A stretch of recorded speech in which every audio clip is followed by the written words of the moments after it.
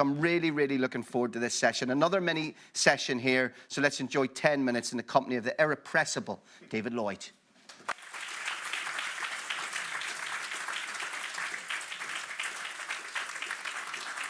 So we just had the official announcement that it's the warmest June day since 1976. Way! Who remembers 1976? Okay. Right. Have radio ads got better since the 1970s, since those great early days of commercial radio? I think they have. That's good news. So let's just prove that with a quick memory, if we're ready for it. A quick memory from the halcyon early days of our great medium.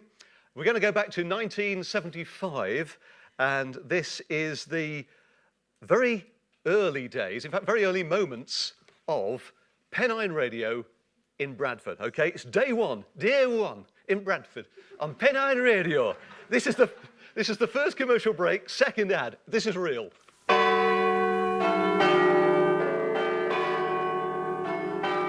What's that, Mum?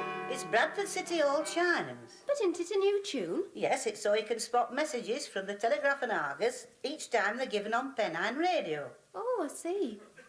Do you know, I used to enjoy reading Telegraph when I lived at home. Oh, your dad and I'd be lost without it, Sue. It's really surprising how much money you can save when you know where to find best supermarket bargains.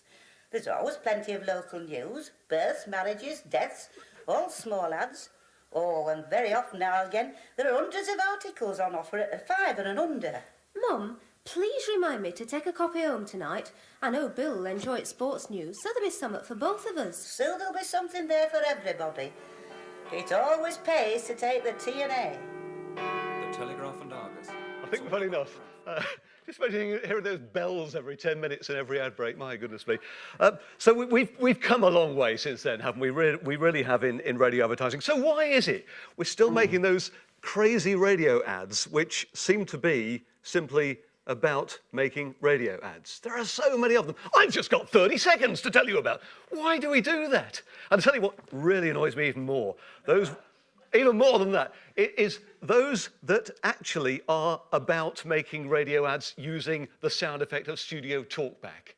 There are so many of them. Can you say that again? Yes, I can. You know, why do we do that? You know, we know what talkback's about, but it's not something from our listeners' world. They really don't get it, do they? They sort of don't understand that really doesn't relate to how life is.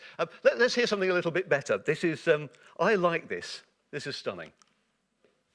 Yes, Nissan will give you money off just for test driving our best-selling crossover range. I know it sounds unlikely, but that's what it says here in this script. I haven't read it wrong. I'm a properly trained actor. I've done Shakespeare and telly and hundreds of voiceovers. Search Nissan offers if you don't believe me. Nissan.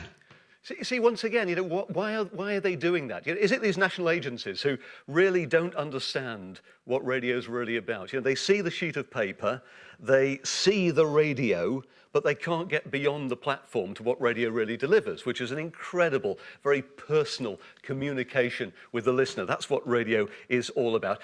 You know, maybe they work for agencies with silly names. They're more excited about television or digital than good old-fashioned radio. You know, but they don't make TV ads about making TV ads, and they certainly don't make digital showing a bloke coding. You know, so why on earth? Why on earth do they do them about radio? I really don't understand. Here's something that genuinely is pretty good. Very simple, isn't this? A yes can mean a lot of things. Like sharing your life with the person you want to, not the people you have to. A yes can mean a dog, a cat, or even several of each. A yes can mean the start of a family and pencil marks on the wall as your children grow. It can mean, I love it here. I never want to leave. And that West.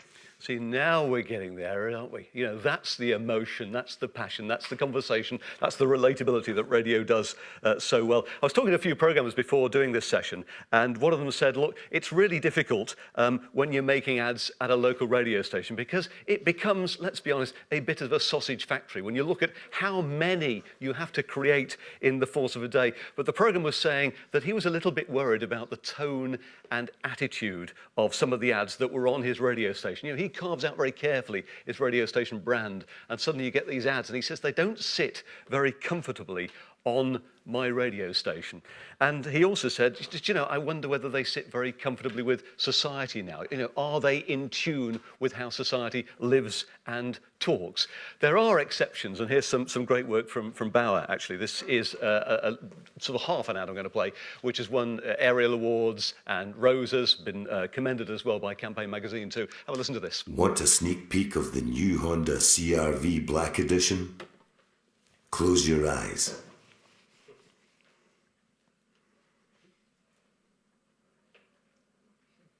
The Honda CR-V Black Edition. All the power of an SUV, all the clever thinking of a Honda, all in black. Thank you. It's too many balls in there.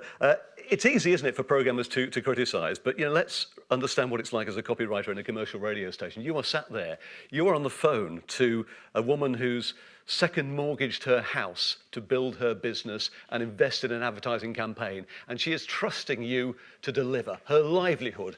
Whether she can send her kids to school depends on whether your copy works. That's the pressure that a copywriter at a commercial radio station is under. And if people don't walk through the door of their company and the tills don't ring, then those people at that commercial radio station will be held accountable. That's the pressure they face day by day. So what are the answers? I was on a bed website, rock and roll life I lead, a bed website recently, and there's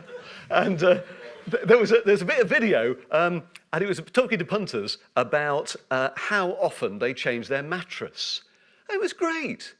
And I thought, if only they were as creative with the radio. They wouldn't have thought about that for a radio idea. But it's a great one, isn't it? You know, because you have answered that question in your head just now. You know, I can think of entertaining presenters who could do an hour on how often you change your mattress. You know, real voices, well-cast, that would be a brilliant ad, but they don't sort of think about it from that perspective. So should we be confident about the future or worried? Because, you know, especially in these agencies, they've got some bright young things with funny names, funny haircuts, who are 7'6" tall, and they, you know, they don't probably appreciate radio in the same way as us old farts do.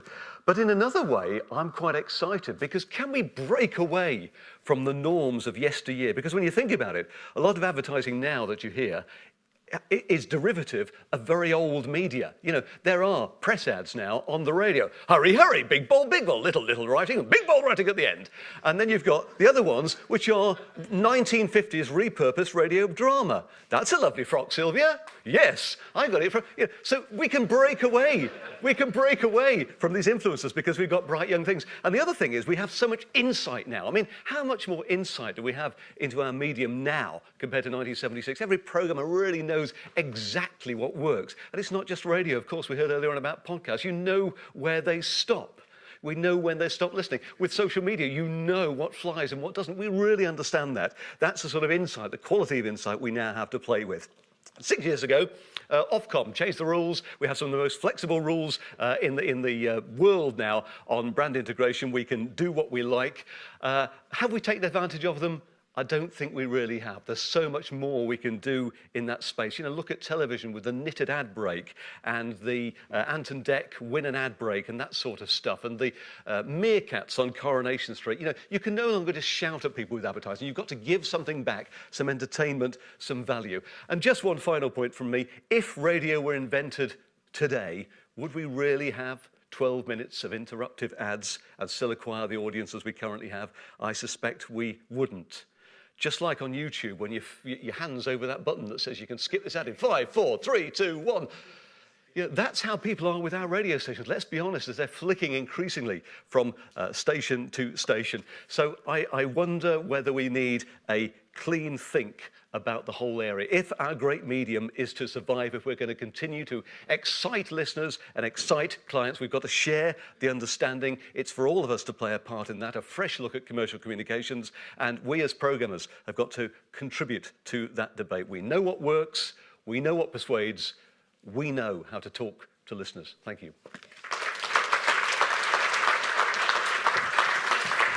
Thank you, David.